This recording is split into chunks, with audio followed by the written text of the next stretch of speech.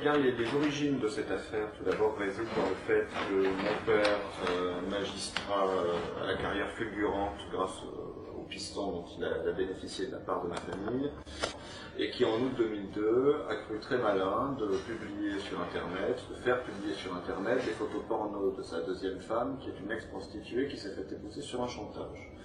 Suite à cela, les sites en question qui visaient à casser le chantage et à se débarrasser de cette femme ont échappé à son contrôle et ont amené au déchaînement de tout un ensemble de persécutions relativement inédites déchaînées par ce magistrat à l'aide d'un système qui est sous son contrôle contre son ex-femme et contre ses deux enfants. Il y a même Interpol et le FBI. Il nous a tout fait subir, de la perquisition à la menace de défenestration pendant la garde à vue, et nous a fait poursuivre par un ami à lui, qui est un juge d'instruction, par ailleurs connu pour être un museleur d'antipédophiles. Excuse-moi de t'interrompre, tu viens de prononcer menace de défenestration. Ça veut dire que pendant la garde à vue, tu as été menacé de mort? Tout à fait. Par qui? Par Hervé Mollès, qui est un gradé de la brigade de répression du banditisme du SRPJ de Montpellier. Au moment où j'allais aux toilettes, je pourrais détailler l'anecdote. Hervé Mollès? Tout à fait. Mais ce qui se passe, c'est que cette affaire de fesses sur Internet, qui est quand même une affaire grotesque, qui est prétexte à nous garder dans le collimateur, qui a été prétexte à fouiller notre maison et à nous faire subir des interrogatoires serrés pour savoir ce que nous savions des activités de mon père au cours des 2 dernières décennies, ce qui était en fait le véritable enjeu de tout ce déchaînement. Cette affaire grotesque, donc, disais-je, n'est que l'arbre qui cache la forêt, puisqu'elle a amené à la découverte d'un volet de l'affaire Allègre qui normalement aurait dû rester secret à tout jamais et qui a éclaté suite au fait que mon père, lorsque ces sites ont échappé à son contrôle, se sont retrouvés entre autres dans le magazine d'entrevue plus tard dans François, a été saisi de panique, a fait chanter les mauvaises personnes, a obtenu par ce chantage à la fois des garanties écrites d'impunité offertes par la chancellerie et par le garde des Sceaux Dominique Perben, et donc s'est retrouvé par la suite terriblement menacé de mort par les forces qu'il a essayé de faire chanter, c'est-à-dire tous ses petits amis du système, et donc suite à cela veut nous déballer tout ce qu'il savait au sujet de ce fameux volet secret de l'affaire.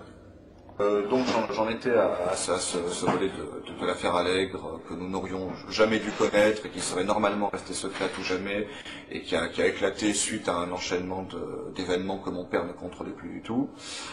Craignant que ces sites internet ruinent sa carrière, surtout à partir du moment où ils ont été repris donc, par certains médias de presse écrite, outre les garanties écrites d'impunité qu'il a obtenues de la part de la chancellerie et de Dominique Perben en personne, il n'a pas pu résister à utiliser ses méthodes habituelles de maître chanteur. Notre père est quelqu'un qui, depuis plusieurs décennies, était comme un dragon sur un tas de dossiers compromettants, de documents de toutes sortes, dont des photos qu'il s'était ménagées au cours de ces dernières années. Notre père est venu nous trouver à Toulouse alors que nous étions encore étudiants pour nous dévoiler ce que nous racontons d'ailleurs dans les interviews qu'ont publié les différents sites internet mentionné en introduction, c'est-à-dire l'existence d'un groupe secret de gens de pouvoir de tout type de milieux, la politique, la finance, on nous a parlé de gens des milieux médicaux, même universitaires. Ce groupe secret recrutait beaucoup dans les milieux judiciaires et même les policiers haut gradés étaient très appréciés. Et il s'agirait d'un groupe secret dont les activités consistent à mener des sortes de cérémonies dans le plus grand secret, où l'on conjugue des pratiques aussi étranges et uniformément dégoûtantes que la sexualité de groupe, la scarification. Il a évoqué devant nous des images vous faire drécher les cheveux sur la tête. Il nous parlait de chair calcinée, de brûlures de cigarettes, de chair transpercée. Il nous disait que les personnes qui étaient torturées, parfois tuées à l'occasion de ces séances, déjà les personnes tuées n'étaient jamais consentantes, et que parmi les personnes torturées, il y avait des malades qui réclamaient ce genre de traitement, et puis des personnes non consentantes, parfois des enfants, qui étaient d'abord torturés puis mis à mort, le tout filmé, faisant l'objet d'un trafic de cassettes vidéo illégales qui s'échangerait à des prix fous sous le manteau. Il nous a dit que les proies de ce groupe de prédateurs de la haute société étaient recrutés dans les couches les plus basses de la société et parmi les catégories de personnes que personne n'irait rechercher. Il nous a parlé de prostituées, il nous a parlé de clodos, je cite le terme employé par un magistrat. Il a même mentionné parfois des étrangers en situation irrégulière, suivant ce qui leur passait sous la main, j'imagine. C'est-à-dire des gens qui soit ont rompu des liens avec leur environnement, soit n'ont pas d'existence légale, c'est ce qui est le cas justement d'étrangers en situation irrégulière, et donc en tout cas des gens que personne ne va aller chercher, ou à propos desquels toute enquête sera plus ou moins vouée à l'échec dès le départ. Et puis alors bien entendu, les membres de ce groupe, de par les positions influentes qu'ils occupent, sont à même, dans le cas où certaines affaires menaceraient de sortir, eh bien de les couper dans l'œuf en manipulant les leviers qui sont les leurs, d'autant qu'ils se tiennent tous entre eux par la barbichette. Donc ce qui se passe, c'est que notre père se sentait sa vie terriblement menacée, parce que au moment où il a cru que sa carrière était ruinée du fait des fuites qu'il avait eues à propos des sites internet qu'il a fait paraître sur sa deuxième femme, il a fait pression sur Dominique Baudis, qui était un de ses amis personnels, pour s'assurer que cette affaire ne sorte jamais dans les médias audiovisuels. Et il est vrai que le pressbook que nous avons réuni contient des articles de presse écrite, mais que c'est très tranché. Les médias audiovisuels, pourtant prévenus, n'ont jamais traité cette affaire, donc il faut croire que Dominique Baudis, qui a assez d'influence pour s'inviter sur TF1 quand il veut, alors que François Hollande était prévu de plus longue date ce soir-là, a aussi assez de pouvoir probablement pour empêcher, du moins pour un temps, la sortie d'une telle affaire dans les médias audiovisuels. En tout cas, tout semble le corroborer. Et donc notre père nous a indiqué être allé voir Dominique Baudis, encore à Toulouse, comme quoi tous nous sur Toulouse, dans cette affaire, un week-end, pour exercer sur lui des pressions, afin d'obtenir que les médias audiovisuels ne couvrent pas cette affaire, ce qui fut fait. Simplement, le problème, c'est que le chantage est une arme qui est à double tranchant, et que autant la manipulation déraisonnable de cette arme a permis à notre père d'obtenir dans un premier temps tout ce qu'il voulait, le non-traitement par les médias audiovisuels, le non-relayement de cette information, et puis les garanties écrites de la chancellerie, autant après l'avoir rassuré de cette manière et avoir attendu que les choses se tassent un petit peu, il semble que ce chantage très déraisonnable les menait à sa perte et les menait à sa mort. Donc il y a eu trois entrevues. Notre père savait où nous trouver. À Toulouse, il savait que nous étions étudiants, il avait nos certificats de scolarité.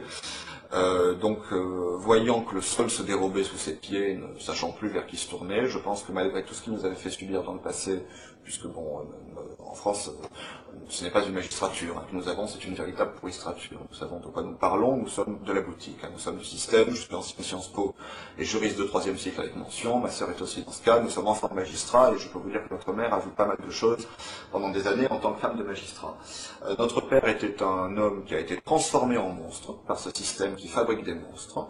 Oui, les nouveaux inquisiteurs, ceux qui se posent en moralisateurs de la société, sont en fait des gens qui n'ont pas de leçons à donner à un quelconque malfrat. Voyez-vous, les criminels, au moins, ont un code d'honneur, à ce qu'il paraît, ce qui n'était pas le cas de mon père, qui a jugé les autres à haut niveau pendant des années, puisqu'il était président de chambre de cour d'appel. Donc, voyant le sol se dérober sous ses pieds, voyant qu'il avait lancé une machine infernale qui se retournait contre lui et qu'il ne pouvait plus arrêter, notre père s'est en dernier ressort tourné contre ses deux enfants, il est piteusement revenu vers nous. C'est ce qui a donné lieu à 3 longues discussions qui sont allées crescendo d'ailleurs, puisqu'il nous a raconté de plus en plus de choses et devenait d'ailleurs de plus en plus nerveux au fil de ces 3 discussions. Il se sentait menacé, ce qui apparaissait déjà en filigrane dès la première discussion.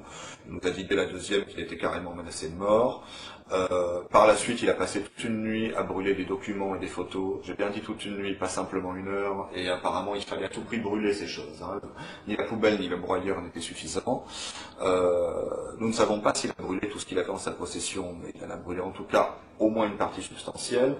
Et sa motivation pour cela était apparemment de sauver sa tête. Il a estimé que les personnes qui auraient intérêt à se débarrasser de lui pourrait peut-être cesser d'en vouloir à sa vie s'il se débarrassait de ses cartouches, et il semble en fait que ce soit le fait pour lui d'avoir brûlé ses vaisseaux de la sorte, de s'être débarrassé de ses dernières munitions, qui a justement amené ces gens-là à passer à l'acte.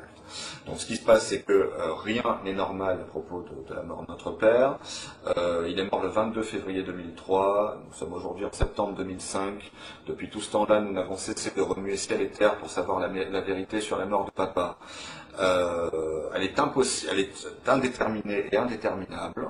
L'acte de décès ne mentionne aucune cause du décès, ni l'intervention d'aucun médecin. On dit simplement qu'une personne qui travaille dans une entreprise de pompes funèbres a constaté qu'il était mort, l'a aussitôt mis en boîte et au feu. Nous n'avons jamais été prévenus de la mort de notre père, nous l'avons appris que par la suite, alors qu'il était trop tard pour... Sa deuxième femme nous l'a délibérément caché. Nous l'avons appris que par la suite, alors qu'il était trop tard pour assister aux obsèques, il a été incinéré en toute hâte le jour même des obsèques, hors de l'observation des règles légales et réglementaires qui doivent présider à la crémation d'un corps, qui vise justement à faire en sorte d'éviter que l'on se débarrasse d'un cadavre suspect. Dès que nous l'avons su, nous avons saisi les 2 enfants d'un magistrat haut gradé en exercice, mort dans des conditions suspectes. On saisit personnellement le garde des Sceaux en recommandé avec accusé de réception de la mort suspecte de leur père. Nous attendons toujours sa réponse. Il n'ose même pas nous répondre. Hein. Pas plus qu'il n'ose répondre aux 15 parlementaires de l'opposition, députés, sénateurs confondus, qui l'ont saisi de ce dossier. En février dernier, en février 2005, monsieur le député Maxime Vémetz a de nouveau saisi le garde des Sceaux au sujet de la mort de notre père, établissant des parallèles plus qu'édifiants entre sa disparition et celle du juge toulousain Bernard Borel. Cette question est parue au journal officiel et Maxime Vémetz attend toujours la réponse, alors que le groupe l'a reposée suivant une procédure prioritaire. Et la réponse n'a pas été apportée dans le délai normal en cas de question prioritaire. Faut-il s'en étonner? Rien n'est normal dans cette affaire. Et j'ajouterai que notre père nous a donné toutes sortes de détails qui sont tout à fait vérifiables et qui sont repris plus en détail dans les interviews écrites qui sont parues sur Internet, donc à propos de ces soirées, à propos des personnes participants. Et d'ailleurs, bon, cette interview est accompagnée de schémas qui sont plus qu'édifiants et qui prouvent que notre père et sa clique sont le chaînon manquant qui permet enfin de tout éclairer dans l'affaire Allègre. Ce dont tout le monde se doute, c'est qu'il y a derrière l'affaire Allègre beaucoup plus de vérité que ce que l'on a bien voulu dire. On a tout fait pour dégonfler le plus artificiellement du monde une affaire qui promettait d'aller très loin et pour refermer cette boîte de Pandore. On a tout fait pour discréditer les prostituées, de même pour le gendarme Roussel qui avait entamé une véritable quête de vérité qui doit être menée à son terme. Mais ce qui se passe, c'est que jusqu'à présent, tout ce que le grand public a pu savoir, vu tous les efforts qui ont été déployés pour étouffer cette affaire, et dont les efforts déployés par Dominique Perpen, qui a envoyé tout de suite sur Toulouse un membre du parquet qui est affectueusement surnommé par ses collègues les faceurs, par rapport à ce fait d'armes passé dans d'autres affaires impliquant le pouvoir. On retrouve toujours les mêmes personnes un petit peu partout. Bon, devinez pourquoi Perben s'est impliqué dans l'affaire Roche. C'est compromis à voler au secours du moins défendable des magistrats et essaye en même temps d'étouffer l'affaire Allègre. Ce qui se passe, c'est que notre père, Jean Kubiek, un ami intime à lui, un compagnon de promotion de l'ENM, qui assistait à son mariage avec ma mère, que j'ai rencontré à plusieurs reprises pendant mon enfance, ainsi qu'un certain nombre d'autres, sont tous très liés et il y a plein de données factuelles qui permettent de le prouver. Je pense par exemple à un ensemble de faits entre mille. Le couple Ignacio, le mari étant cité dans le dossier Allègre, est un couple qui s'est connu alors qu'ils étaient en poste au Havre, et mon père était leur supérieur, et beaucoup plus haut puisqu'il officiait à la cour d'appel de Rouen, donc dans le même ressort de cour d'appel, et c'est là qu'il les a connus. Kubiek a été à la fois le supérieur immédiat de Bourraguet et le subalterne immédiat de Wolf. Il est aujourd'hui encore le supérieur immédiat de Bourraguet, si je ne m'abuse. Je n'ai pas mon schéma sous les yeux. Mais il y a tout un ensemble de corrélations, de dates, de lieux, de faits, de liens entre tous ces gens, qui font que tout ce qu'on voyait dans le premier traitement de l'affaire Allègre, qui a mené à ce non-lieu qui est aberrant, ce sont quelques bulles qui crevaient la surface, mais qu'on n'arrivait pas à connecter. Mais il y a un véritable volet roche de l'affaire Allègre, de cette affaire Allègre, qui permet de compléter le schéma et de comprendre enfin la vérité. Et la vérité, c'est que c'était facile de charger Patrice Allègre comme bouc émissaire, serial killer. Donc voilà, forcément, il s'agit d'un serial killer qui a agi seul, qui explique tout, et donc on ne se soucie pas de ses commanditaires et de ce groupe secret qui utilisait Patrice Allègre, qui est peut-être par hasard un psychopathe, comme homme de main, comme exécuteur. Bon, j'apprends que Marc Bourraguet prenait l'apéritif avec Patrice Allègre. Pour se dédouaner, il dit « Patrice Allègre m'a été amené par un ami commun ». Or, figurez-vous que cet ami commun a été décrit par la presse comme bien connu dans les milieux de la cocaïne toulousaine. Alors, il faudrait qu'on m'explique ce qu'un serial killer qui échappe bizarrement à toutes les investigations de police, hein, et quelqu'un de bien connu dans les milieux de la cocaïne toulousaine font à prendre l'apéritif le plus amicalement du monde chez un procureur. Je constate que Bourraguet est encore magistrat, ça me semble inconcevable. Et quant à Wolf, qui est aussi impliqué dans cette affaire et cité dans le dossier, il a été récompensé pour l'ensemble de son œuvre par une mutation à la Cour de cassation. Donc je me pose la question, il faut qu'il fasse quoi maintenant pour passer au grade suivant? Il faut peut-être qu'il tue quelqu'un. J'aimerais qu'on me dise pourquoi ces gens-là continuent à exercer. J'aimerais qu'on me dise pourquoi, alors qu'il y a 190 morts élucidés à Toulouse pendant les années Allègre et pas seulement, hein, Allègre et tout ce qui tournait autour de lui, non élucidés, pardon, oui, je crois que j'ai dit élucidés, alors qu'il y a 190 meurtres non élucidés qui ont toujours été abusivement classés en suicide. Hein. Maintenant, les gens, on ne les tue plus, on les suicide. Hein. C'est tellement plus simple, on peut fermer le dossier de suite. Hein. Comment se fait-il que la police, par exemple, trouve une personne qui est à la fois ligotée, bâillonnée, étranglée, si ma mémoire est bonne, et conclut au suicide, malgré les protestations de tout le monde?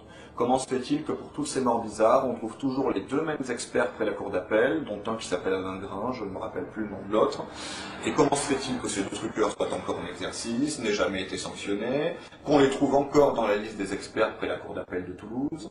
Tout le monde sait bien qu'il y a enfin, l'affaire Allègre, nous l'avons connue avant tout le monde, puisqu'au moment où notre père est venu nous en parler, elle n'avait pas encore éclaté.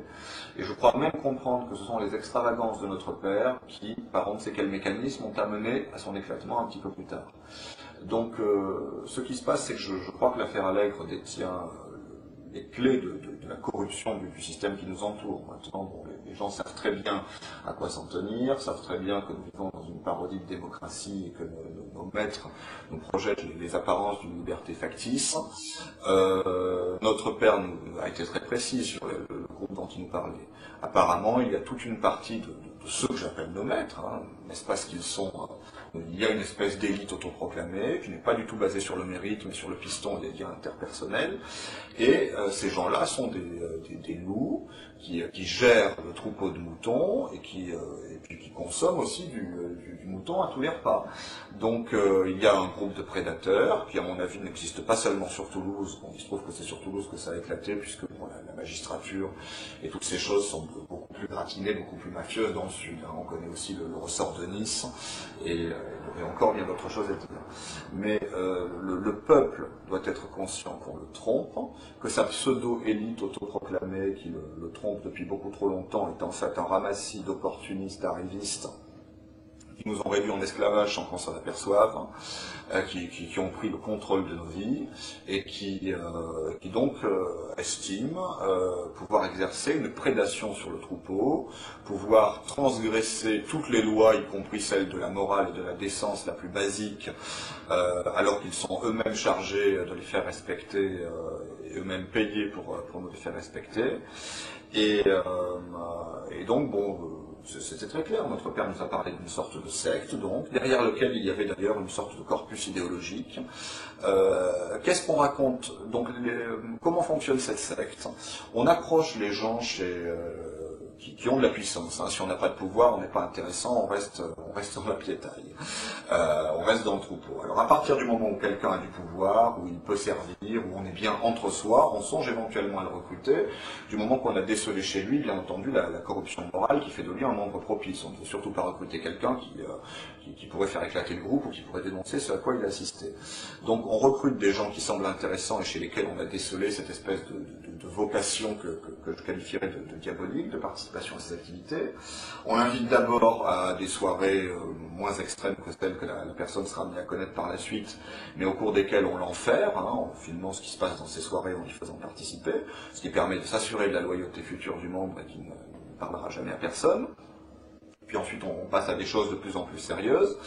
Et la morale, si j'ose dire, l'idéologie qui sous-tend ce groupe et qui est très grave hein, par rapport à ce qu'il révèle sur le fonctionnement réel de notre société, on raconte aux membres de ce groupe qu'en quelque sorte, toutes les règles qu'on leur a mis en tête depuis le début, que ce soit à l'école, dans la société, etc., sont des limitations à leur liberté liberté qui les empêche d'atteindre la quintessence du genre humain, et qu'il faut donc rejeter toutes les règles, à commencer par les lois, par la morale, par la décence, et qu'il y a nécessité de transgresser ces règles, de violer parfois littéralement tous les tabous pour faire sauter des sortes de verrous que l'on mettrait dans nos têtes depuis l'enfance.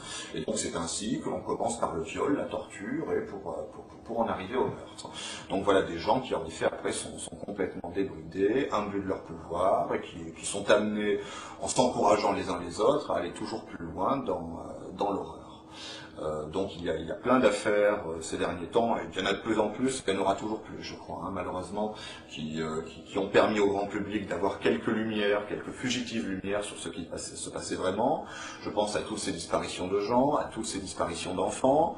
Je pense au suicide fort opportun du gendarme Jean-Bert, de 2 balles différentes. Il faut vraiment se haïr pour se suicider de 2 balles différentes, à la veille où sa quête allait pourtant connaître un aboutissement, puisqu'il devait aller voir le procureur pour lui raconter ce qu'il avait découvert sur les disparus de Lyon. Je pense en Belgique à l'affaire du Trou, dans laquelle il y avait des collaborations, des implications qui remontaient jusqu'au plus haut niveau de l'État. Je pense à un plus petit niveau au muselage d'une association antipédophile par le juge d'instruction que notre père nous affichait aux fesses et qui était un ami à lui. Il y a plein d'autres affaires. Bon, par exemple, figurez-vous qu'il y a un policier français qui est à l'heure actuelle en fuite sur le territoire britannique avec son arme de service, ce qu'on n'a pas manqué de souligner, parce qu'il semble qu'il a découvert des choses que l'on souhaite cacher à propos de la disparition de la petite Estelle Mouzin. Alors bien entendu, on a essayé de faire passer ce bonhomme pour fou, et il a préféré s'enfuir en Angleterre parce qu'il avait peur, à mon avis à juste titre, qu'on l'assassine. Et d'ailleurs, dans son enquête, il s'est heurté à des documents classés secret défense. Alors j'aimerais bien savoir en quoi la disparition d'une petite fille intéresse la défense nationale. Alors comme j'ai mauvais esprit, je me dis qu'on classe des documents secret défense simplement pour ne pas qu'on découvre la vérité. La vérité étant, vous savez, j'ai très mauvais esprit, que cette petite a été la proie d'un de ces groupes. Donc voilà, c'est le réseau, bien entendu, qu'entre magistrats et entre policiers, même si tous les magistrats, même si tous les policiers n'appartiennent pas à ce groupe, il suffit qu'il y en ait quelques-uns qui soient bien placés, bien entendu, pour dévier une enquête, et toujours nettoyer les preuves, et s'assurer que l'on ne remonte jamais jusqu'au loup qui nous gouverne. Nous sommes des moutons gouvernés par un troupeau de loups. Notre mère a pu voir à l'époque, quand elle assistait à des repas de magistrats où on discutait la veille ou l'avant-veille d'un procès, de comment mon père allait truquer le procès du lendemain, elle était ressortie de ces repas entre nos tables, déjà, avec la ferme impression que nous ne sommes tous que des moutons comparaissant devant des tribunaux de loups quand on nous traduit en justice, en tout cas quand les affaires ont une quelconque importance. Et ce qui nous motive aujourd'hui, nous avons une double motivation aujourd'hui à dévoiler la vérité, en sachant que nous n'avons pas la moindre confiance ni en la justice, ni en la police, ni dans le système judiciaire. J'insiste très lourdement sur le fait que nous les connaissons beaucoup trop pour avoir la moindre confiance en eux. Alors il y a parmi eux des individus vertueux, je pense par exemple au gendarme Roussel. Il n'y a pas que lui, il y en a certes plein d'autres, mais le système est beaucoup trop gangréné. Vous savez, il suffit de mettre une pomme pourrie dans un panier pour que tout le panier soit très bientôt pourri. Les pourris se font avancer les uns les autres, se cooptent entre eux au niveau supérieur et s'arrangent toujours pour verrouiller le système. Ils ont des méthodes technocratiques terriblement efficaces. Et ils ne laissent rien au hasard, alors que les individus qui poursuivent la quête de la vérité sont bien trop souvent isolés ou mis à l'écart. Donc, primo, sachant que, même si je pense que ces révélations devraient rouvrir le dossier, je pense que le système lui-même nous mettra tous les bâtons dans les roues, des chercheurs de vérité pour arriver jusqu'au bout. Et c'est pour cela que tout cela doit se passer sous l'œil du peuple et qu'il faudra vraiment pousser à la roue si on veut que les choses avancent. Elles n'avanceront pas d'elles-mêmes très loin de là, puisque tous les obstacles seront placés. Mais cependant, je pense qu'il y a vraiment quelque chose à faire et nous poursuivons un double but. Tout d'abord, à titre un petit peu égoïste quelque part, mais c'est quand même notre droit le plus strict. Nous avons bien compris que nous ne saurons jamais la vérité à propos de la mort de papa si nous ne disons pas nous-mêmes toute la vérité qu'il est venu nous dire au dernier moment. Alors, certes, nous ne pouvons garantir à 100% la véracité de tout ce qu'il nous a dit. Il est vrai qu'il devenait très nerveux sur la fin. Mais cependant, voilà le témoignage d'un magistrat qui devrait être largement pris en compte, et pour notre part, nous sommes sûrs nous sommes absolument certains, à titre personnel, de la véracité de l'écrasante majorité de ce qu'il nous a dit. Peut-être peut-il qu'il forçait le trait sur tel ou tel aspect. Quand bien même cela serait le cas, la réalité restante reste quand même on ne peut plus terrible. Et puis d'un point de vue plus altruiste, je pense que cette affaire est l'occasion idéale de faire œuvre de salubrité publique. Tout le monde sait très bien que notre système est corrompu jusqu'à la moelle, aurait grand besoin d'un coup de balai, mais bon, il sait faire taire les opposants, à coup de procès, à coup de contrôle des impôts. Notre père magistrat pouvait faire taire un contrôle des impôts à qui il le voulait, hein. Il ne s'en est jamais privé. Donc le système a des anticorps contre la vérité, contre ceux qui...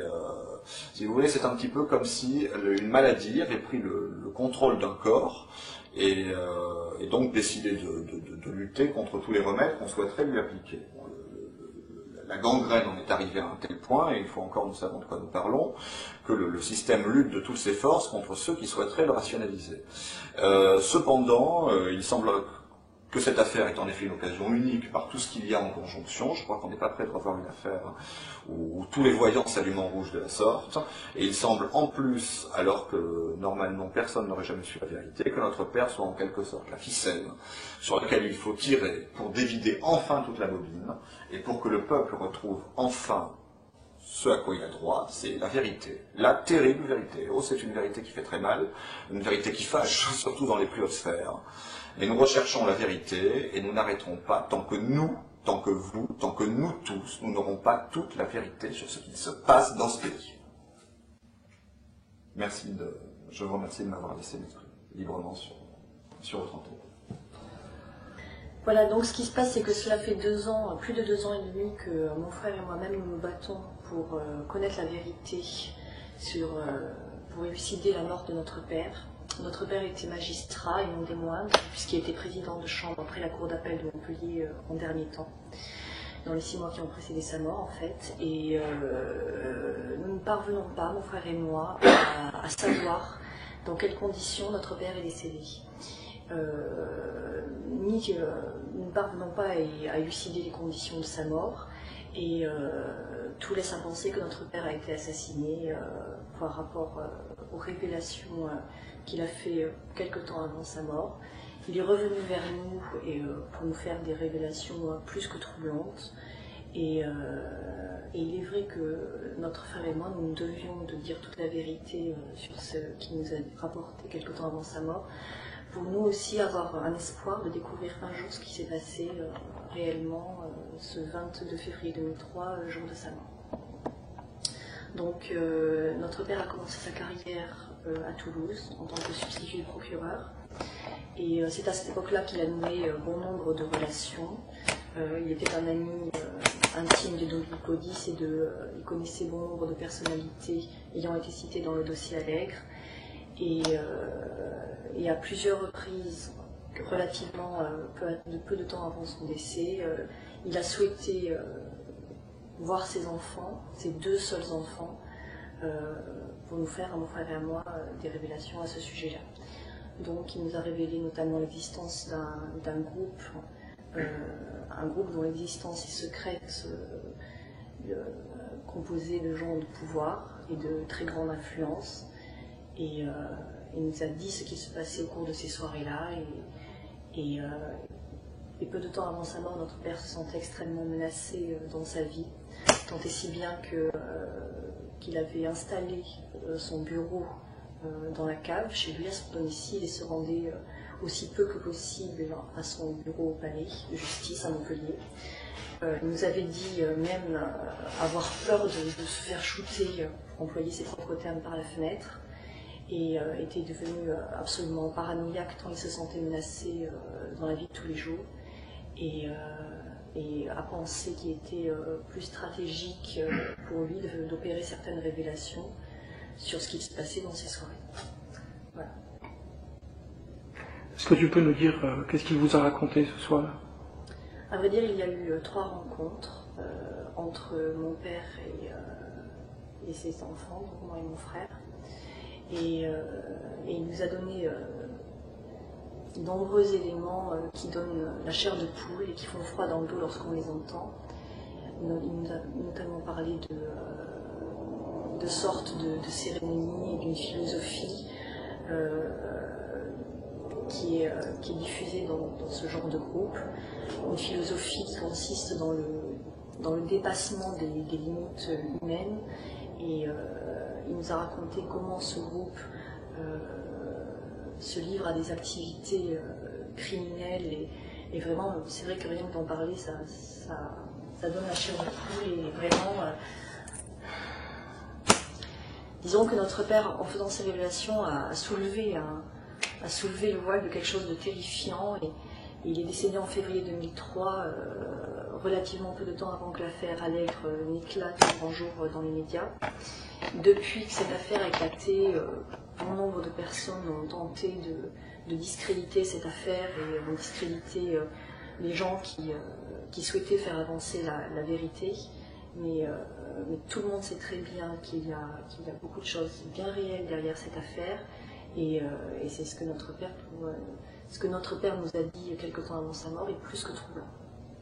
Et cette mort est inexpliquée encore à ce jour. Et nous, ça fait 2 ans et demi qu'on se bat pour savoir la vérité. Cela fait également plus de 2 ans que l'on a saisi personnellement par lettre ouverte le garde des Sceaux Dominique Perben de la mort de ce magistrat haut gradé en exercice. Et cela fait plus de 2 ans qu'il ne nous a pas répondu et jamais il ne nous sera répondu. Il y a aussi des parlementaires, députés, sénateurs confondus d'opposition qui ont questionné le garde des Sceaux pour savoir quelle analyse ils portaient sur ce dossier et qu'est-ce qu'ils avaient à dire concernant la mort d'un magistrat en exercice. Bon, le décès d'un magistrat en exercice, ce n'est quand même pas courant. Notre père avait à peine 60 ans. Et ça a toujours été l'inertie la plus totale en face. Ce groupe est composé de gens d'influence et qui se protègent entre eux. On ne peut pas y rentrer comme ça n'importe comment, il faut avoir un certain statut pour accéder à ce genre de soirée.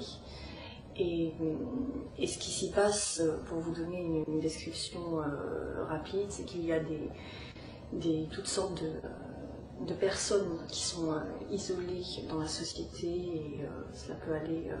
il y a des clochards ou des gens auxquels personne ne s'intéresse, qui sont isolés de tout le monde et qui sont des victimes dans ce genre de soirée non consentantes. Et notre père nous a parlé notamment de détails terribles, d'images de chair transpercée, de gens brûlés avec des cigarettes et de viols et de films qui sont tournés et qui sont ensuite revendus à des sommes terribles, à des gens qui s'échangent sous le manteau. Voilà ce qui se passe à ce genre de soirée. Et tous ces gens d'influence se retrouvent au nom d'une philosophie qui viserait à dépasser les limites humaines. Dans quel intérêt? Dans quel but? Écoutez, je crois que la psychologie de ce genre de gens est très difficile à percer, mais je pense qu'une très grande perversité morale, une perversion, une grande corruption intérieure anime les gens de pouvoir qui sont dans ce groupe. Est-ce qu'il vous a parlé de sacrifices humains ou de rituels sataniques ou d'autres choses? Il nous a parlé effectivement de rites et comme je vous disais, de cette philosophie qui n'est pas sans rappeler certains rituels. Est-ce qu'il vous a dit qu'il avait assisté à des sacrifices humains? Notre père était un membre de ce groupe et avait assisté effectivement à ce genre de choses.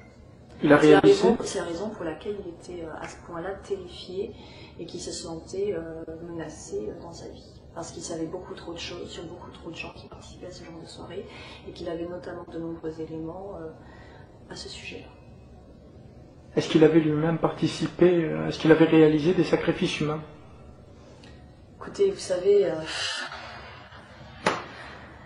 le témoignage de notre père, nous l'avons reçu, nous l'avons rapporté de la manière la plus exacte possible. Il nous a dit ce à quoi il avait assisté et ce qu'il avait vu.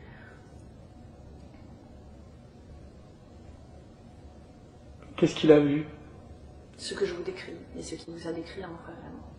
D'accord.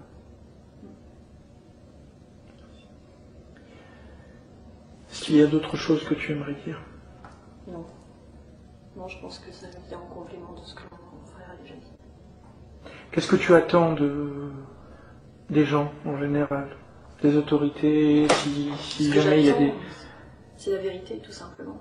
C'est la vérité parce que nous savons pertinemment que notre père n'a pas connu une mort naturelle et ce que nous cherchons plus que tout, c'est la vérité sur la mort de papa. Elle nous est due. Il y a déjà sur le moment, lorsque notre père nous a révélé tout ça, j'ai perçu très durement. Ça c'est évident. Et je pense qu'aujourd'hui, le fait de le révéler publiquement peut réellement nous aider à découvrir la vérité. Et je pense que ce genre de choses, aussi graves soient-elles, doivent être connues du grand public. Et les gens doivent savoir ce qui se passe dans les coulisses de la société. Les gens doivent savoir ce que les gens de pouvoir et les gens d'influence que l'on dit respectables font de leur hobby. Et tout cela ne doit pas rester secret, doit être révélé au grand jour. Donc j'aspire à un grand souffle de vérité.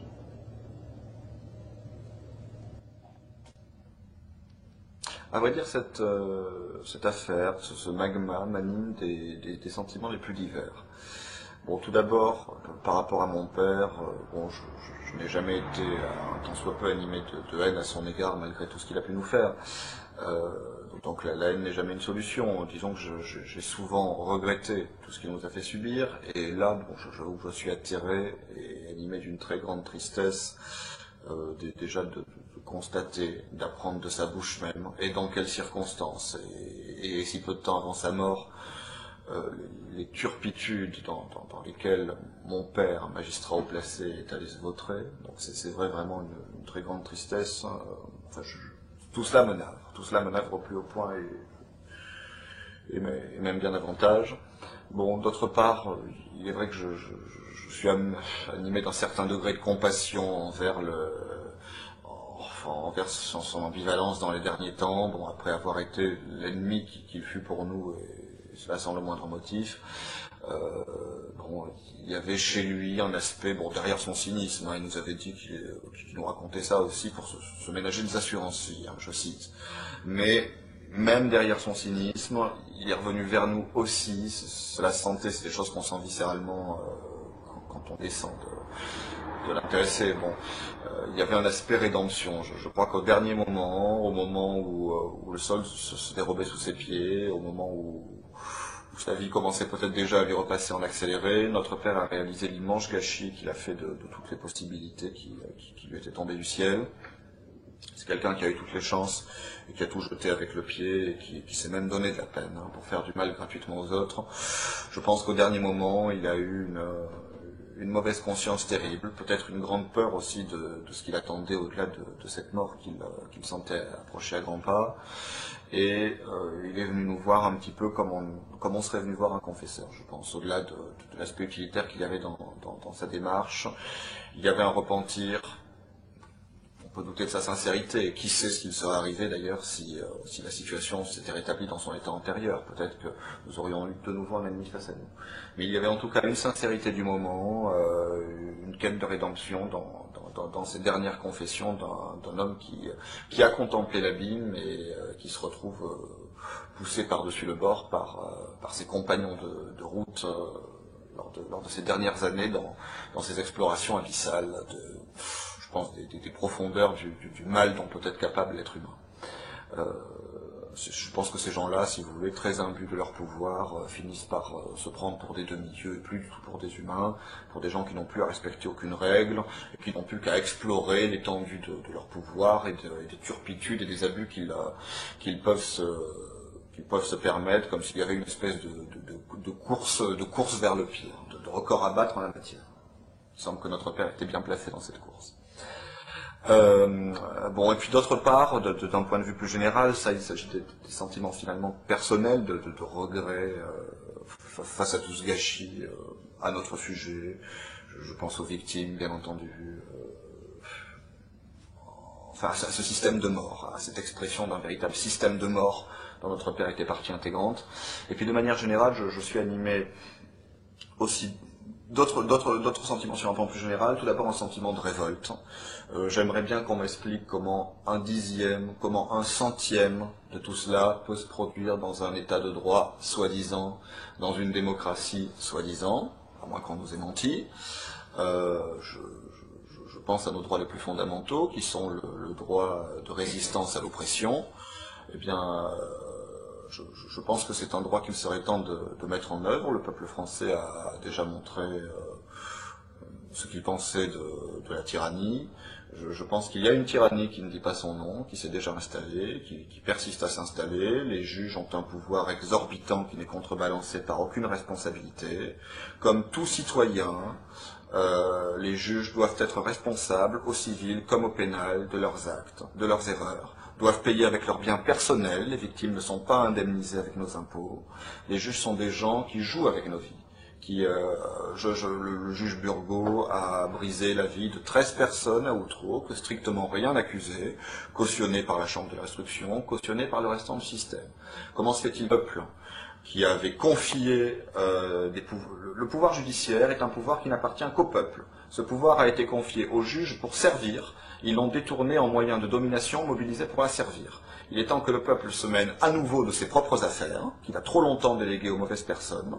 Et donc, j'ai un sentiment de révolte qui me donne envie de rappeler à tous ceux qui pourront regarder cette bande notre droit constitutionnel à tous, et même notre devoir citoyen de résistance à l'oppression lorsqu'elle se manifeste. Je pense qu'il n'y a plus grand monde qui ait le moindre doute à ce sujet-là. Donc attendons-nous. Et puis bon, au-delà de ce sentiment de révolte, pour terminer sur une note plus positive, je suis animé par un immense espoir. Je pense que le système est malade et que cette maladie est devenue tellement évidente, tellement grave, qu'elle est en train de générer ses propres vaccins. Je pense que les gens comme nous sont plus nombreux que ce qu'ils croient. Certains se reconnaîtront peut-être en m'écoutant. Et je crois que les problèmes ont fortement tendance, lorsqu'ils deviennent trop graves, à générer leurs propres solutions. Cela fait beaucoup trop longtemps que le vase déborde, et je pense que cette affaire est l'occasion idéale, en dévoilant enfin des choses pour lesquelles on n'aura épargné aucun effort pour les dissimuler au peuple. Je pense que la vérité va enfin apparaître en pleine lumière, et que la vérité nous rendra libres. Ce que je crois, c'est que notre société est devenue un théâtre d'ombre, est devenue le lieu d'une imposture. Nous sommes tous un petit peu sur une scène, ne nous doutant pas que nous sommes les héros et surtout les victimes d'une pièce qui est écrite en coulisses. Nous sommes déjà passés de l'autre côté du rideau. Notre père faisait partie des gens qui ont tout pouvoir sur ce qui se passe sur la scène. Nous savons exactement ce qui se passe dans les coulisses. Et ce que nous appelons de nos voeux, l'espoir énorme que crée notre affaire, c'est de faire enfin tomber le rideau et de permettre enfin aux spectateurs que nous sommes tous de cette société qui nous broie, nous pourrions passer de spectateurs subissant cette société à véritables acteurs de notre propre existence. C'est le but de notre initiative. Nous souhaitons faire tomber le rideau, que tout le monde voit enfin ce qui se passe dans les coulisses. Et je peux vous dire que le spectacle, s'il est certes surréaliste, n'est pas beau du tout à voir, mais je pense qu'il est plus que temps de passer à autre chose, et que cette affaire crée cet espoir. Nous souhaitons être les porteurs de cet espoir. Et croyez bien que nous n'arrêterons jamais de poursuivre la vérité jusqu'à ce que nous l'ayons trouvée, jusqu'à ce que nous puissions enfin la faire connaître à tout le monde. Merci de votre attention. Christian Cotten, tu viens d'assister donc à cet enregistrement. Qu'est-ce que tu en penses? J'ai rencontré Charles Yann Roche il y a 1 an et demi. Et j'ai découvert leur histoire par étapes successives. Je les ai écoutés plusieurs fois, me raconter la même histoire, avec à chaque fois de nouveaux détails, des compléments d'information, des précisions. Je me suis posé la question de savoir quelle crédibilité est-ce que je peux accorder à leur discours.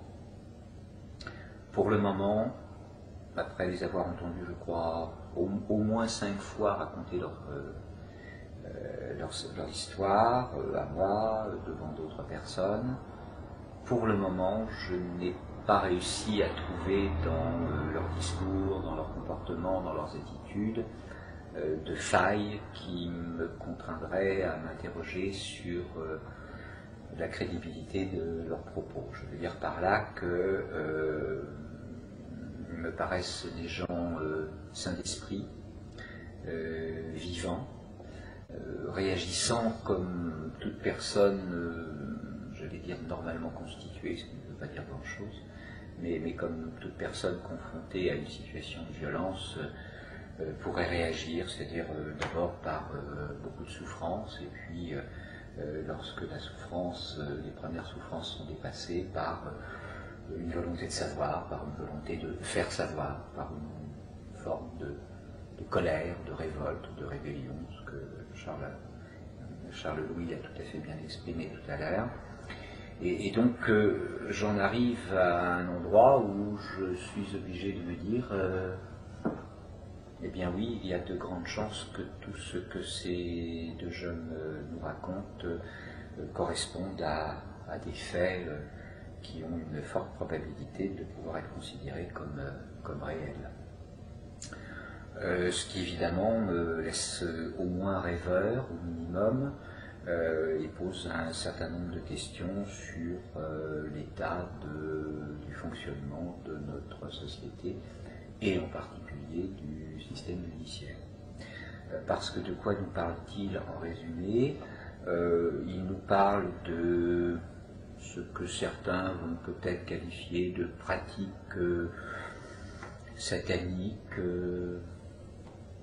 Bon, je ne sais pas trop ce que ça veut dire, mais il semble que leur père, enfin non seulement il semble, mais cet homme leur a déclaré avoir participé à des cérémonies rituelles organisées, structurées, conduites par ce que Charles Louis appelle dans ses propos et dans l'interview notamment que nous avons publié, des célébrants.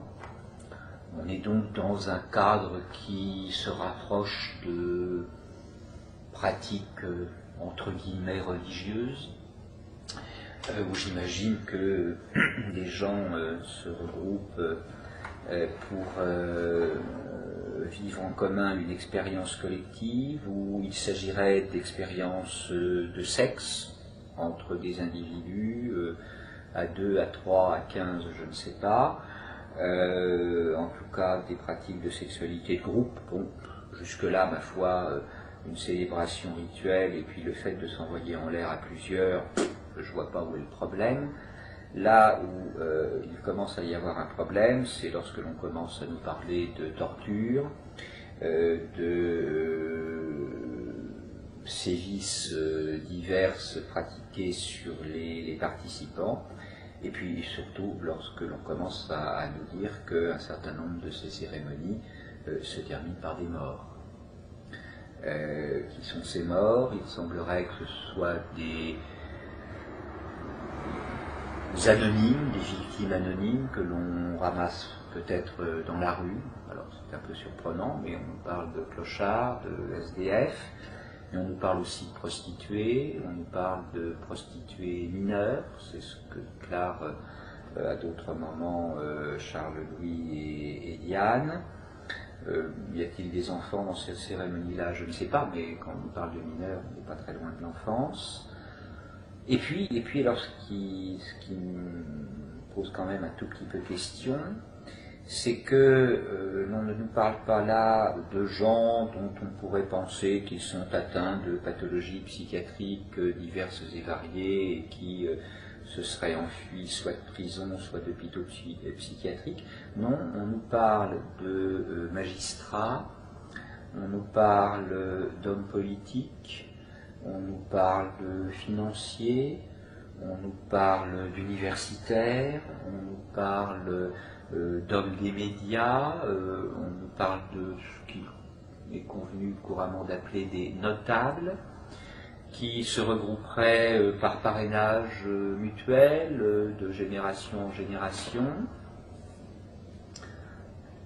j'ai des souvenirs de discours entendus de la bouche d'officiers de police retraités qui, à une certaine époque, il y a déjà de cela quelques années, m'ont raconté très exactement les mêmes histoires en m'expliquant qu'un certain nombre d'hommes politiques étaient, entre guillemets, tenus par ce type de système mafieux au travers de pratiques sexuelles collectives se terminant par des meurtres rituels.